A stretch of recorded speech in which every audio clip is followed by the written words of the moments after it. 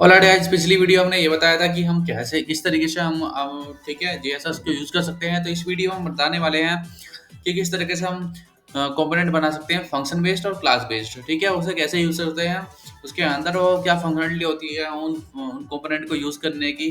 ठीक है, रिएक्ट में तो सबसे पहले हमें एक फंक्शन बना लेना है। ठीक है, इसमें फंक्शन लिखना पड़ता है। फंक्शन ठीक है, माई नेम का मैं एक फंक्शन मैं क्रिएट कर लेता हूँ। उसके बाद मैं उसके अंदर कुछ रिटर्न भी करा देता हूँ।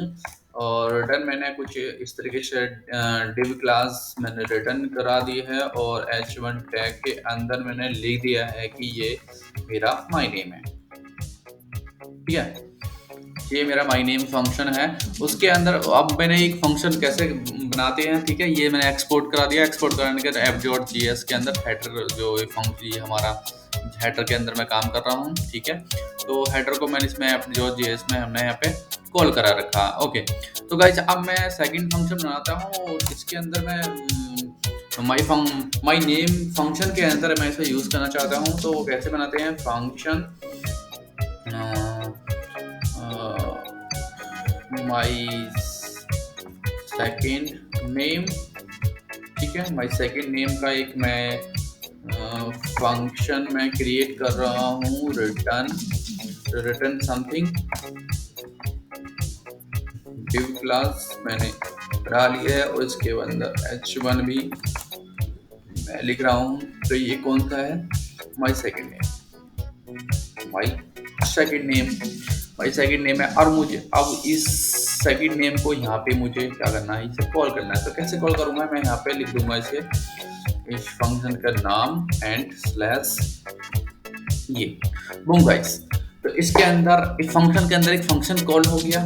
ठीक है, तो गाइस फंक्शन के अंदर फंक्शन इस तरीके से कॉल होता है रिएक्ट जीएस के अंदर। ठीक है, अब मैंने ये तो सीख लिया कि फंक्शन के अंदर फंक्शन कैसे कॉल करते हैं। ठीक है, अब मुझे ये सीखना है कि क्लास के अंदर क्लास को कैसे कॉल करते हैं, क्लास कैसे बनाते हैं रिएक्ट के अंदर, और एक क्लास के अंदर फंक्शन को कैसे यूज़ कर सकते हैं। जो हमने ये दो फंक्शन बनाए मैंने कैसे यूज़ कर सकते हैं उन क्लास में। ठीक है, तो मैं फटाफट गाइस मैं क्लास बना लेता हूँ। मैं क्लास बना लेता हूँ और मैं एक्सपोर्ट कराऊंगा हेडर को। हेडर जो मेरा ठीक है एक्सटेंड कराऊंगा, एक्सटेंड करा दिया रिएक्ट से, रिएक्ट डॉट कंपोनेंट, इसमें लिखना ही पड़ता है ये सब चीज़ें, और ब्रैकेट्स, और फिर रेंडर कराना पड़ता है जहाँ पे तुम रेंडर करा रहे हो रिएक्ट डॉम पर, और रिटर्न समथिंग रिटर्न जो भी करा रहे हो। जैसे कि डिव क्लास के अंदर मुझे h1 टैग मैं पहले लगा लेता हूँ, उसके अंदर लिख लेता हूँ कि ये मेरा मेन हेडर है, मेन क्लास। ठीक है, ये मेरी मेन क्लास है, ये मेरी मेन क्लास है और मैं इसे एक्सपोर्ट तो करा देता हूँ पहले। अभी फंक्शन मेरा एक्सपोर्ट है ओनली, तो मैं इसे करा देता हूँ एक्सपोर्ट। ये एक्सपोर्ट हो गया है गाइस, बूम। और यहाँ पे मैं इसे रिफ्रेश मारूंगा तो यहाँ पे ये एक्सपोर्ट हो चुका है गाइस, ये एक्सपोर्ट हो चुका है। अब मेन क्लासेस आ गई है। अब इस क्लास के अंदर मैं फंक्शन को कैसे यूज़ करूँगा, फंक्शन को ऐसे यूज़ करूँगा, मैं फटाफट यहाँ पे लिख दूंगा फंक्शन का नेम, जो भी मुझे फंक्शन का नेम चाहिए। जैसे कि माई सेकेंड नेम को मैं एक्सपोर्ट करा रहा हूँ। ठीक है, तो ये हो गया यूज़। ठीक है, माई सेकेंड नेम, और मैं माई सेकेंड नेम को नया यूज़ करा के माई नेम फंक्शन को कराऊंगा तो वो भी ठीक है माई नेम हो जाएगा। और यहाँ पे रिफ्रेश कर लूँगा तो ये बार बार आ रहा है। ठीक है, तो माई नेम आ गया। अब माई नेम के अंदर देखो क्या हो रहा है। देखिए ये हो रहा है कि मेन क्लास हमारी हेडर है, हेडर के अंदर माई नेम कॉल करा है मैंने फंक्शन को। माई नेम है, माई नेम अंदर क्या है, माई नेम के अंदर क्या है, माई नेम सेकंड नेम है, सेकंड नेम फंक्शन ये है। देखो इस फंक्शन को माई सेकंड नेम फंक्शन को कॉल हुआ है माई नेम के अंदर, माई नेम को मैंने कॉल करा है इस क्लास के अंदर। देखो ये ठीक है, और इस हेडर कंपोनेंट को कहाँ यूज़ करा मैंने, एक्सपोर्ट कराया है। एक्सपोर्ट को कहाँ पे यूज़ करा है, यहाँ पे app.js के अंदर।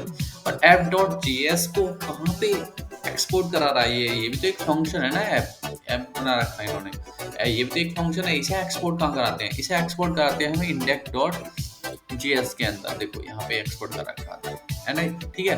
तो गाइस index.js को हमने कैसे रेंडर कराया, देखो रेंडर कैसे कराया है इस HTML पे, तो रिएक्ट डोम की हेल्प से रेंडर करा रखा है, देखो, ठीक है गाइस। तो यहाँ पे ये सारा प्रोसेस ये है कि सबसे पहले हमने एक फंक्शन बनाया, उसके अंदर एक और सेकंड फंक्शन बनाया, उसके अंदर एक और क्लास बनाई, क्लास बनाई थी हेडर कंपोनेंट के अंदर। हेडर कंपोनेंट को किसके अंदर यूज़ करा, app.js के अंदर। app.js यूज़ कहाँ हो रहा है, index.js के अंदर। और index.js कैसे रेंडर कर रहा है, रिएक्ट डोम की मदद से हमें HTML पे वो दिख रहा है। तो गाइस ये है पूरी फंक्शनलिटी इसके अंदर। तो आपको भी ये समझ में आया होगा आज कि किस तरीके से हमारा ये काम कर रहे होते हैं सारे कंपोनेंट। तो गाइस बने रहिए, ठीक है। और क्लास के अंदर क्लास अगर यूज़ करनी हो तो सेम फंक्शनलिटी होती है, ठीक है। तो सेम फंक्शनलिटी ये होती है कि एक और मैं क्लास बना लेता हूँ, ठीक है गाइस। मैं इसे कॉपी कर लेता हूँ, मैं अब क्या बनाऊँ नया, ठीक है। मैंने कॉपी कर लिया और यहाँ पे मैं एक क्लास का नाम मैं दूसरा देना होगा, जैसे कि हेडर 1 लिख दिया है मैंने। और यहाँ पे मैं इसे एक्सपोर्ट नहीं करा रहा हूँ, इसे यूज़ नहीं कर रहा हूँ यहाँ पे, ठीक है। या मेन क्लास नहीं, सेकेंड क्लास होगी ये सेकंड क्लास। अब इस क्लास को मैं यूज करना चाहता हूँ किसके अंदर, इसके अंदर, इस मेन क्लास के अंदर मैं इसे यूज करना चाहूँगा। तो सॉरी यार ये आ गया है वैसे तो, लेकिन इस तरीके से भी करा सकते हैं, लेकिन जो हमारा कोड ज़्यादा लेंथी ना हो, इस तरीके से हम बिल्ड करें, ठीक है। तो सेकंड क्लास आ चुकी है इसके अंदर, ये रही मेन क्लासेस, ये रही मेन क्लास, ये रही सेकंड क्लास, ये रही, ठीक है। तो हेडर 1 को मैंने एक्सपोर्ट कराया हेडर के अंदर, ठीक है, जो मेरी मेन क्लास थी। मेन क्लास के अंदर मैंने फंक्शन वगैरह यूज़ कर सकते हैं, यूज़ कर रखे हैं बहुत सारे। तो मैं क्या करता हूँ, उस मेन क्लास के अंदर ही नहीं यूज़ करूँगा इसको, इस फंक्शन को मैं इसके अंदर यूज़ कर सकता हूँ। तो अब क्या है, अब क्या फंक्शनलिटी है। सबसे पहले मेन क्लास के अंदर आया, मेन क्लास के अंदर कौन सा है, हेडर 1 क्लास है, कंपोनेंट है, ठीक है। क्लास या कंपोनेंट कह सकते हैं, ठीक है। ये कंपोनेंट के जरिए भी अब बिहेवियर करेगा। अगर मैं कहीं और दूसरा फोल्डर बना के यूज़ करूँगा तो वहाँ से कंपोनेंट बना जाएगा, ठीक है। अब माई नेम फंक्शन है कोई एक, माई नेम एक फंक्शन है ये रहा। और माई नेम फंक्शन के अंदर एक और फंक्शन कॉल हो रहा है जो जिसका नाम है माई सेकंड नेम कहाँ बना हुआ है, ये रहा, ठीक है। तो गाइस ये सारे एक दूसरे से लिंक्ड है, ठीक है। सारे लिंक करे गए हैं सारे कंपोनेंट एक दूसरे से, ठीक है। तो ये कैसे फंक्शनलिटी काम कर रही है ऐसे। और लेकिन गाइस सबसे बड़ी एक इसमें मैं आपको एरर बता देता हूँ क्या आएगी तुम्हारे करते हुए। तो अगर ये डिव क्लास के अंदर तुम इन्हें एक्सपोर्ट करा रहे हो, इनके अंदर यूज़ कर रहे हो इन फंक्शंस को, तो ठीक है। अगर गाइस मैं इसे यहाँ पे यूज़ करने लग जाऊँ, अगर गाइस मैं इसको यहाँ पे यूज़ करने लग जाऊँ और यहाँ पे इतना यूज़ करूँ इसको, तो क्या एरर आने वाली है, देखो गाइस। अब क्या एरर आ रही है, ये एरर आ रही है कुछ इस समथिंग, ठीक है। तो ये क्या कर रहा है, जेसस का element can must be wrapped, ठीक है। तो ये कह रहा है जेसस का ये रूल है, जेसस का यूर है कि हम डिव क्लास के अंदर ही यूज़ कर सकते हैं। अगर बाहर यूज़ करना है तो आपको फ्रैगमेंट की ज़रूरत होगी। तो आपको ये कहता है अपना JSX कहता है ये रूल, ठीक है। हमें ये फ्रैगमेंट लगाने होंगे तभी हम इसे यूज़ कर पाएंगे मल्टीपल,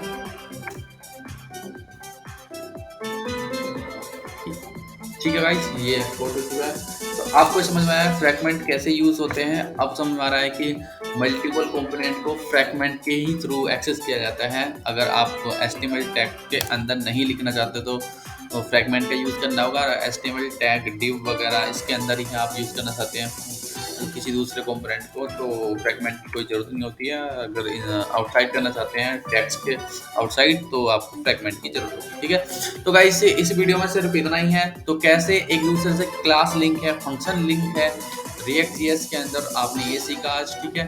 तो गाइस नेक्स्ट लेवल पे हम सिखाएंगे आपको प्रॉप्स वगैरह कैसे करते हैं, और प्रॉप्स से पहले हम कंस्ट्रक्टर बताएंगे क्लास के अंदर कैसे कंस्ट्रक्टर काम करता है, और कैसे बहुत सारी चीज़ें होती हैं क्लास के अंदर, वो सारी चीज़ें हम कवर करेंगे, ठीक है। तो गाइस वीडियो कर दीजिए लाइक और सब्सक्राइब भी कर दीजिएगा। तब तक के लिए ओके बाय।